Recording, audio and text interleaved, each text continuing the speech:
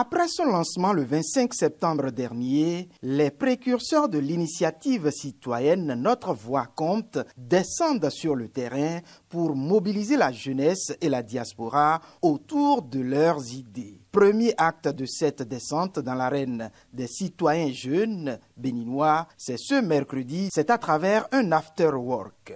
Responsables de mouvements ou d'associations de jeunes, leaders à divers niveaux de la jeunesse, étaient réunis en présentiel comme en ligne.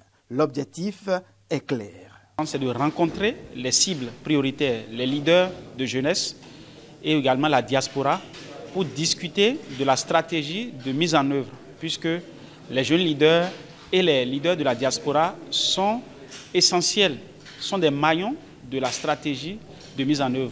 Je rappelle que notre cible, c'est d'atteindre 1 million de jeunes béninois vivant sur le territoire national, mais également les membres de la diaspora. Donc la cible en termes d'effectifs, c'est un objectif qui est quand même grand et il faut mobiliser l'ensemble des parties prenantes. C'est vraiment l'objet de la rencontre de cet après-midi avec les jeunes leaders qui soient en présentiel ou en ligne. Pour atteindre le million de jeunes et membres de la diaspora béninoise, un manifeste a été élaboré. Un manifeste qui a été présenté aux participants au cours de ce rendez-vous de After Work. Le manifeste parcourt un peu ou rassemble un peu les différentes préoccupations de la jeunesse sur le plan éducatif, sanitaire, justice, sur tous les plans.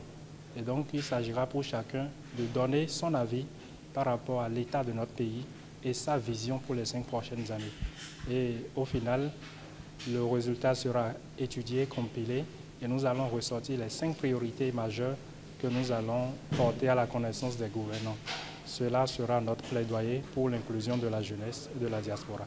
Les porteurs de l'initiative citoyenne Ma Voix compte ne perdent pas de vue l'actualité du moment. D'ailleurs, leur perspective s'y colle très bien. Nous allons demander à rencontrer les responsables des forces politiques, mais également les personnalités qui participent au processus décisionnel des listes électorales dans notre pays, dans la confection des listes de candidature dans notre pays, pour porter notre plaidoirie, pour porter ce plaidoyer de positionnement des jeunes sur les listes électorales. Parce que je rappelle que l'objectif du projet est à la fois l'inclusion économique, politique et sociale.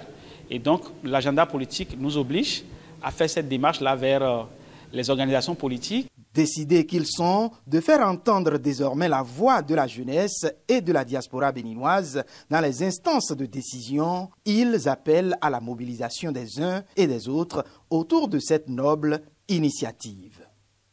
Notre